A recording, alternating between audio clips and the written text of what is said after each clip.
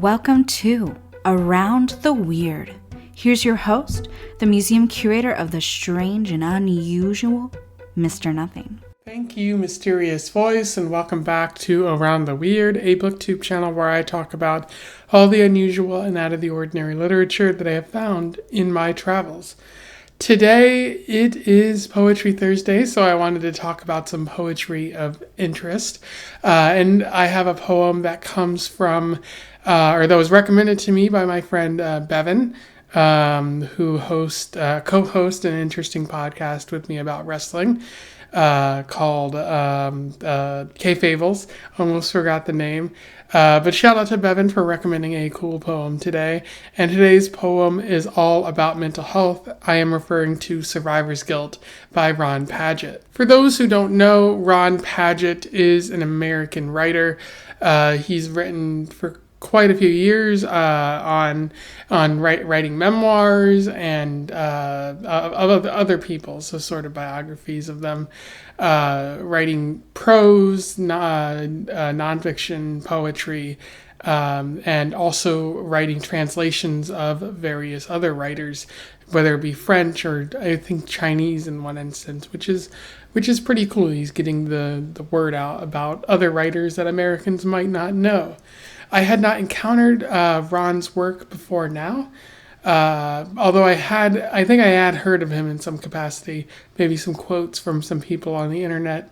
But yeah, I hadn't read it. But I do like this poem that I was recommended today. So that's pretty groovy. And without further ado, let's talk about it. I will read it, do a little bit of analysis, and we will move on from there. Survivor's Guilt. It's very easy to get, just keep living and you'll find yourself getting more and more of it. You can keep it or pass it on, but it's a good idea to keep a small portion for those nights when you're feeling so good you forget you're human.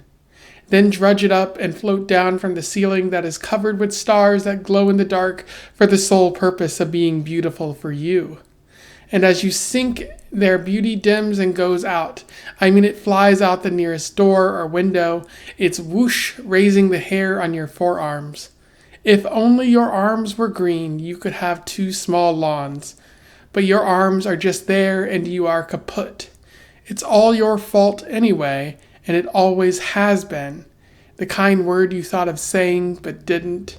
The appalling decline of human decency, global warming, thermonuclear nightmares, your own small cowardice, your stupid idea that you would live forever.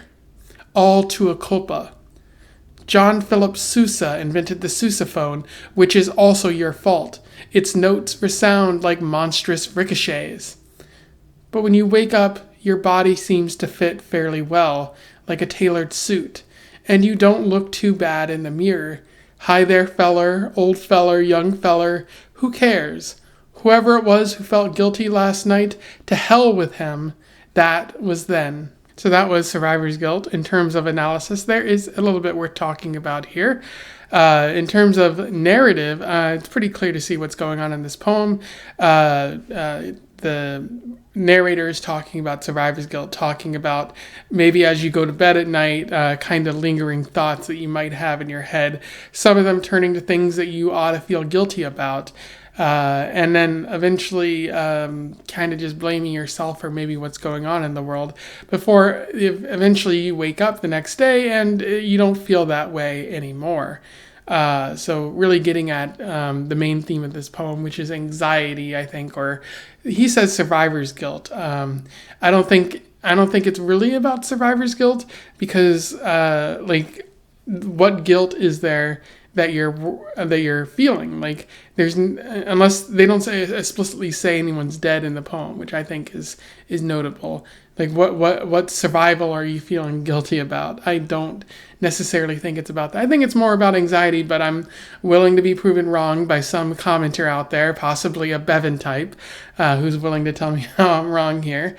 But it is clear that the person in this poem, the subject, is feeling anxious, talking about like lawns growing on their arms, which sounds cool to them, but also like their fears rapidly like upping in terms of extremeness, in terms of importance, I would say. Like the appalling decline of human decency, maybe a small fear, global warming, thermonuclear nightmares, your own small cowardice, just all the things that you're feeling anxious about, and even getting to a bit of a silly point where it's talking about the sousaphone and like how weird it sounds. And so maybe that's your fault too. He specifically uses the word tua culpa, which I had never heard before, but that just means it's your fault. So getting at some of the anxieties, even if they are a bit ridiculous. And then the next day, what Padgett is also talking about here is how some of these feelings tend to wash away. That they might seem important in a moment, but if you sleep on it, they're maybe less important the next day. They're not as big or monstrous. It's just things that affect us when we're getting ready to sleep and we're left alone with ourselves.